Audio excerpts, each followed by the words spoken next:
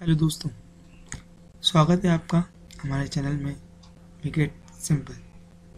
आज हम डिस्कस करेंगे उन इश्यूज़, उन प्रॉब्लम्स के बारे में जो कि आप लोगों को फेस करना पड़ रही है जीएसटी माइग्रेशन करते समय। तो आइए दोस्तों स्टार्ट करते हैं। सबसे पहली प्रॉब्लम जो मेरे हिसाब से 50% लोगों को फेस करना पड़ रही होंगी वो ये कि उनका प्रोविजनल आईडी पासवर्ड नहीं आया है अभी तक। दोस्तों इसके दो रीज़न्स हो सकते हैं। पहला, आपने जो अपना रजिस्ट्रेशन लिया हो वो 31 अगस्त के बाद लिया हो।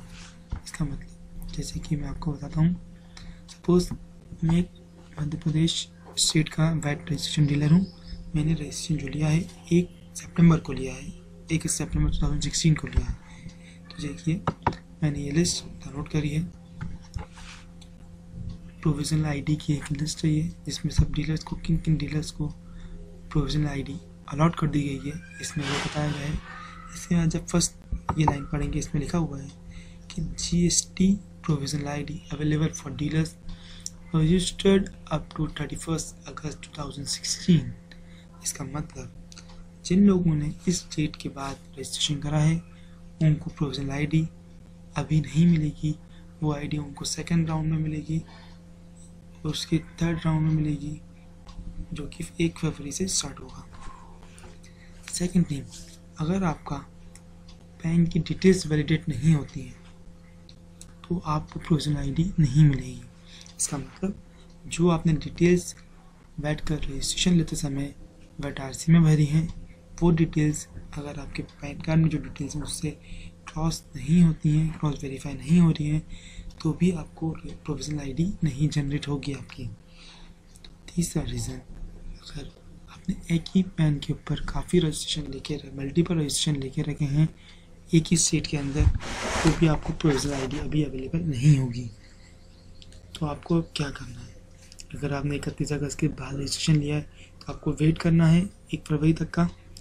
अगर सपोज आपकी बैंक की डिटेल्स मिसमैच हैं या गलत हैं, या आपको नहीं पता कि ऐसा क्यों हो रहा है, तो आपको एक एप्लीकेशन लिख के देनी है अपने वैट डिपार्टमेंट में, जिसमें आपको अपने पैन कार्ड की कॉपी लगानी है। आप एप्लीकेशन देंगे, वहाँ से वो आपको रिप्लाई करेंगे कि आपका जनरेट क्यों नहीं हुआ है प्रोविजनल आईडी।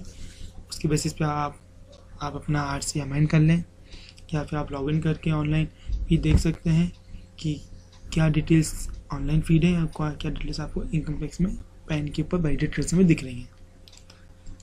तीसरा, जो मल्टीपल रजिस्ट्रेशन जिन्होंने लिए हुए हैं एक ही स्टेट के अंदर, उनको भी with the permission and approval of commissioner registration लेना पड़ेगा, जो कि 1 फरवरी से स्टार्ट होगा।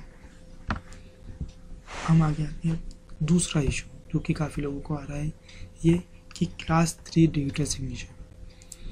जितने लोग के पास भी क्लास 3 डिजिटल सिग्नेचर है, वो जब रजिस्टर करने जा रहे हैं जीएसटी पोर्टल पर, तो वो एक एरर दे देता है इनको। मैं आपको पोर्टल खोल लेता हूँ।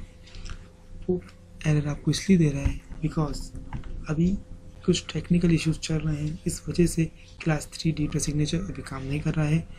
आप चाहें तो क्लास 2 सिग्नेचर यूज़ कर लें, या फिर थोड़े दिन के लिए आप वेट कर लें जब तक कि ये प्रॉब्लम रिजॉल्व ना हो जाए। तीसरा इशू, प्रॉब्लम यह आ रही है कि proof of constitution of business में कौन सा डॉक्यूमेंट अपलोड करा जाए। जैसे कि आप देख सकते हैं यहाँ बिजनेस डिटेल्स में आप जाएंगे जब, तो वो आपसे पूछेगा proof of constitution of business. इस पर ड्रॉप डाउन लिस्ट में आप क्लिक करेंगे तो लिखा आएगा रजिस्ट्रेशन सर्टिफिकेट। इस जगह क्या डॉक्यूमेंट अपलोड होना है। अब इस बात का ध्यान रखें, कोई भी डॉक्यूमेंट जिसमें आपकी फर्म का नाम और आपका नाम दोनों दिख रहे हों, विजिबल हो, वो डॉक्यूमेंट यहाँ अपलोड होगा। सपोज आपका नाम RK जैन है, लेकिन पैन कार्ड में आपने लिखा हुआ है राजकुमार जैन, तो ये दोनों डिटेल्स आपस में वैलिडेट नहीं होंगी। इसलिए वो आप एक बार पहले वेरीफाई कर लें। दैन जब आप रजिस्ट्रेशन अपलोड करने जाएँ, अगर आप प्रोप्राइटरशिप बिजनेस हैं तो आप अपना वैट का रजिस्ट्रेशन सर्टिफिकेट अपलोड कर सकते हैं। एक बात का ध्यान रखें, उसके अंदर आपका फर्म का नाम, आपका प्रोप्राइटर का नाम दोनों विजिबल होना चाहिए। आप शॉप एंड एस्टेब्लिशमेंट भी अपलोड कर सकते हैं, जिसको कि गुमास्ता कहा जाता है, या बिजनेस लाइसेंस भी आप अपलोड कर सकते हैं। कंपनी के केसेस में, ओपीसी के केस में, एलएलपी या प्राइवेट लिमिटेड, पब्लिक लिमिटेड, उसमें आप इनकॉर्पोरेशन का सर्टिफिकेट अपलोड करें, उसमें आपकी सब डिटेल्स होती हैं। इसके बाद हमारा तीसरा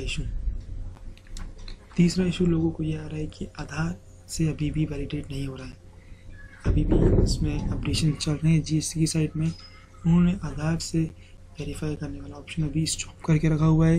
जैसे ही अपडेशन पूरे हो जाएंगे वो आधार से वैलिडेशन वाला अनेबल हो जाएगा और आप आधार के थ्रू वैलिडेट कर पाएंगे। इसलिए उसके लिए अभी आपको थोड़ा सा वेट करना पड़ेगा।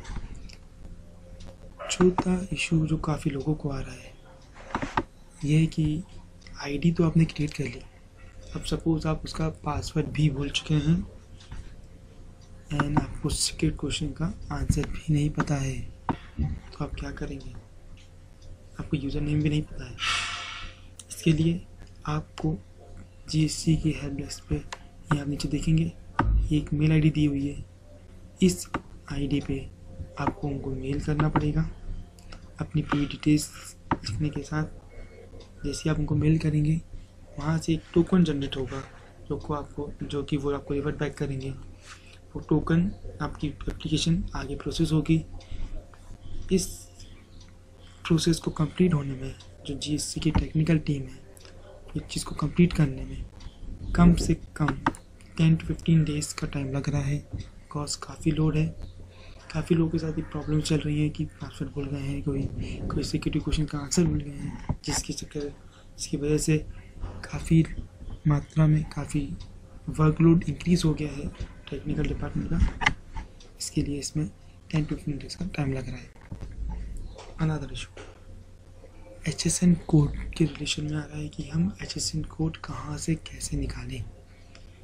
दोस्तों इसके लिए मैं आपको थोड़ा सा बताना चाहूँगा कि HSN कोड पहले भी यूज़ हुआ करते थे, लेकिन वो इम्पोर्टेंट एक्सपोर्ट के लिए यूज़ हुआ करते थे। अगर आपको HSN कोड चाहिए तो आपको कुछ नहीं करना है, आपको सबसे पहले CBEC की साइट पे जाना है, central board of excise and custom. इसमें आप सेंट्रल एक्साइज में जाएँ या कस्टम में जाएँ, दोनों में टैरिफ आएगा, टैरिफ पे आप क्लिक करें। जैसे आप इस पर क्लिक करेंगे एक लिस्ट ओपन हो जाएगी। इसके अंदर नंबर ऑफ चैप्टर्स दिए हुए हैं। There are 98 chapters in this tariff list and some annexes also. आपको सबसे पहले अपना मेजर चैप्टर चूज़ करना है। सपोज अगर आपका चैप्टर है आयरन स्टील, तो आप चैप्टर 72 पे क्लिक करेंगे।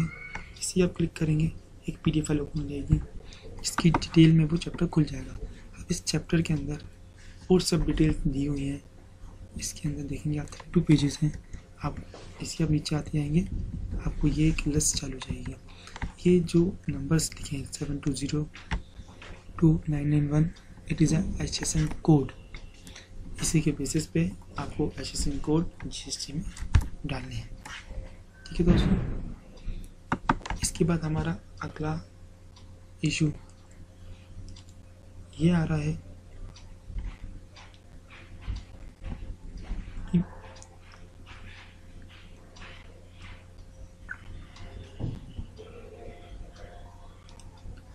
ये थे हमारे सारे प्रोबेबल इश्यूज और प्रॉब्लम जो कि आप लोगों को फेस करना पड़ रही थी। अब हम आपको एक प्रॉब्लम नहीं बोलूँगा मैं उसको, एक जो सर्विसेज हमारे होल्डर्स से डीलर्स थे जिनके पास सर्विसेज का नंबर था, उनको ये बताया गया था कि 1 जनवरी से उनके लिए GST का पोर्टल स्टार्ट हो रहा है।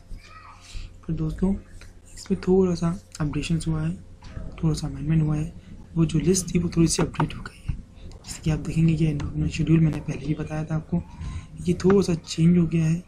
इसमें आप जब आगे आएंगे उन्होंने डेट जो है वो एक्सटेंड कर दी है। जी हाँ दोस्तों, उन्होंने डेट एक्सटेंड कर दी है फॉर सर्विस टैक्स रजिस्ट्रेशन।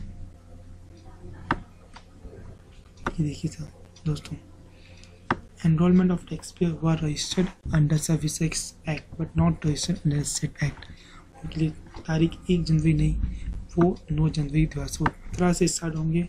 इसलिए आप बिल्कुल परेशान ना हो, टेंशन ना लें कि अभी तक आपके पास आईडी क्यों नहीं आई है, क्योंकि अभी तक प्रोविजनल आईडी सर्कुलेट होना ही चालू नहीं हुई थी। ड्यू टू टेक्निकल इशू ये थोड़ा सा लेट हो गया है, इसलिए ये 9 जनवरी से स्टार्ट होगा।